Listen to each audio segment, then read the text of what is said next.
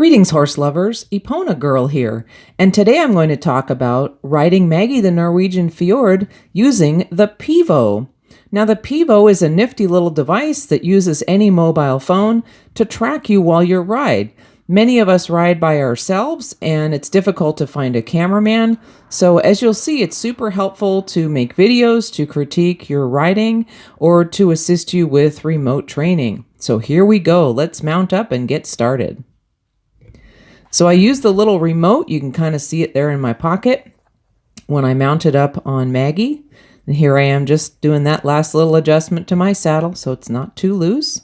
You can see it's kind of going back and forth looking for movement. When you set up your camera, it gives you three options, either a person's face, body, or horse. Then you select horse, you'll see that it tracks me, but I find out right away that there's kind of a sweet spot in the distance. You see it kind of gets blurry right there, and then it gets clear again. Now, I've edited the footage so that I cut out all the blurry parts because it's pretty hard on the eyes. But I left that one in just so you can kind of see what happens when you get out of that sweet spot. It sort of struggles to get you in the frame. So here we go. You can see you get that nice side view, get some nice footage. You can see yourself riding. And here we are. This isn't great footage, but I left it in so you can see, as with any camera, when you're facing towards the sunlight, you're going to get that weird kind of backlight. So just something to be aware of. And this was kind of later in the day. The shadows can be a little harsh. So sorry about the jumping around in the editing. As I said, I did edit out all the blurry parts because it's super hard on the eyes. So what we're doing here, I do have an arena there. You see that little stake in the background with the blue tape on it. My boyfriend is a land surveyor, so he measured out and staked this arena for me. It's a regulation dressage size arena, and the folks who own the property keep it nice and mowed for me. I haven't been able to ride for a while because it was wet and I didn't want to damage the ground. As you can see, it's just the ground. There's no special footing there. So I waited until the ground was nice and dry and solid again to start practicing. So here I'm just playing around. I'm changing rein on the diagonal, and you can see that this is a pretty cool shot here. So this is something I'll do again for videos. Kind of coming at the camera, walking away from it, and you can see that it tracks me pretty well until I get out of focus. So here we are again. You can see the ground is relatively level here, although there's a little bit of a slope. It may look a little more extreme because I tried to get the camera level, but it's not 100% level. Again, this is my first time using it. So here we go. Now we're trotting. The more expensive Pivos have more settings, like higher speeds. Mine doesn't. I actually bought it a few months ago and just started using it.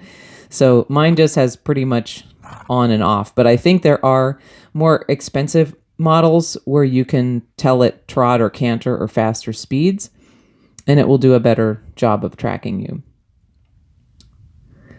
So here I'm just doing some circles, and this time it actually does keep pretty good focus. It's not great from that distance, but it does track me. It's pretty cool. I understand that some folks do like Zoom lessons with their instructors. You can either record it and send it to them, or you can actually stream live. I guess if you have a good enough connection where you are at your barn, you can actually do a live lesson. Pretty cool.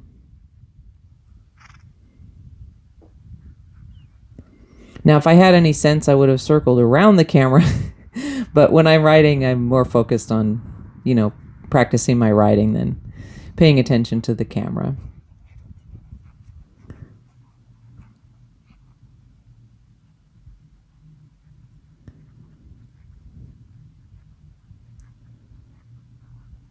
So Maggie's doing really well here. Here's another one of those good shots kind of coming at the camera, moving away from it so you can see yourself and your horse from all angles.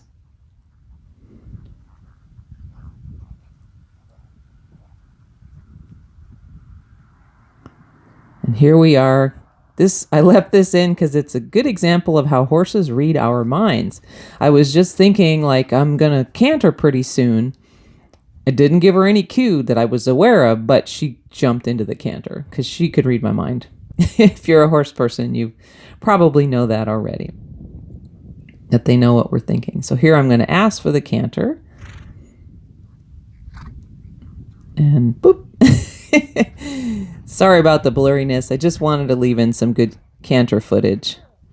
As you can see, she's pretty green on that. I did send her to a trainer for 2 months who got her through the bucking and moving forward, because what she did at first was she'd buck and then stop. That was a lot harder to ride. So now I just need to work on my position and balance, keep her moving forward, and eventually she'll stop bucking as she builds up that hind end strength to canter with the rider. So here we are, just kind of cooling down, walking, and again, she gets a little excited with the canter, so we just walk, canter, don't want her to get anxious or speedy. And then I forgot to turn it off after I was done, so it captured this kind of cool footage of us getting back up to the barn. So I had a lot of fun trying out the Pivo, and I will continue to make videos with it. I will put a link in the description if you would like to check it out yourself. I invite you to subscribe to this horse-only channel for a variety of content that you may enjoy, including trail riding, colt starting, ponying, hoof trimming, and just having fun around the barn. Thank you for watching. I would love to hear from you in the comment section. If you've used the Pivo, if you like Norwegian fjords, if you want to critique my riding, whatever you like, have at it. Thank you for watching.